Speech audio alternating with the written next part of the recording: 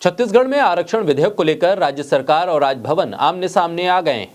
विधानसभा में विशेष सत्र के दौरान आरक्षण संशोधन विधेयक को सर्वसम्मति से पारित कर दिया गया, लेकिन अब राज्यपाल के हस्ताक्षर होने बाकी हैं। जब तक राज्यपाल विधेयक पर हस्ताक्षर नहीं करती हैं, तब तक इसे कानून का दर्जा नहीं मिल पाएगा। अब आरक्षण संशोधन विधेयक को लेकर छत्तीसगढ़ में माहौल गरमाने लगा है। सत्ता पक्ष और विपक्ष के साथ साथ राजभवन पर भी उंगलियां उठना शुरू हो गई हैं। बोलता हिंदुस्तान पर मैं हूं आपके साथ मिर्जा शाकिर अली बेग। छत्तीसगढ़ की सरकार नौकरियों और शिक्षा में अभी तक 19 सितंबर तक 58% आरक्षण देती थी। इसमें से अनुसूचित जाति को 12%, अनुसूचित जनजाति को 32% और अन्य पिछड़े वर्ग को 14% आरक्षण था। इसके साथ ही कुछ हद तक सामान्य वर्ग के गरीबों के लिए 10% आरक्षण की भी व्यवस्था की गई थी। 19 सितंबर को आए बिलासपुर उच्च न्यायालय के फैसले ने अनुसूचित जाति, अनुसूचित जनजाति और अन्य पिछड़े वर्ग का आरक्षण खत्म कर दिया। इसके बाद से सरकार ने नया विधेयक लाकर आरक्षण बहाल करने का फैसला किया।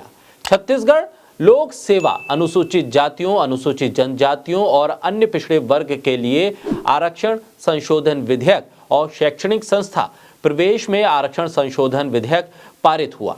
इन दोनों विधेयकों में आदिवासी वर्ग एसटी को 32%, अनुसूचित जाति एससी को 13% और अन्य पिछड़े वर्ग यानी ओबीसी को 27% आरक्षण का अनुपात दिया गया। सामान्य वर्ग के गरीबों को 4% आरक्षण देने का भी प्रस्ताव इसमें था। इसको मिलाकर छत्तीसगढ़ में 76% आरक्षण हो जाता है। राज्य सरकार ने इस विधेयक में पहली बार जिला कैडर के पदों पर आरक्षण का निर्धारण कर दिया है। जिलों में तीसरी और चतुर्थ श्रेणी के पदों पर अनुसूचित जाति और जनजाति को संबंधित जिले में उनकी जनसंख्या के अनुपात में आरक्षण दिया जाएगा। अन्य पिछड़े वर्ग को 27% आरक्षण मिलेगा। वहीं सामान्य वर्ग के गरीबों को अलग अलग जिलों में 4 से 10% तक आरक्षण मिलेगा। अभी तक जिला कैडर का आरक्षण एक शासनादेश के जरिए दिया जाता रहा है। अब आरक्षण संशोधन विधेयक पर राज्यपाल के साइन होने का मामला गर्मा गया है। मुख्यमंत्री भूपेश बघेल ने सवाल खड़े करते हुए कहा है कि क्या विधानसभा से बड़ा कोई विभाग है जो अन्य विभागों से सलाह ली जा रही है? विधानसभा से बिल पारित होने के बाद विभागों से जानकारी नहीं ली जा सकती है। भूपेश बघेल ने कहा है कि बीजेपी के इशारे पर राजभवन में ये खेल खेला जा रहा है।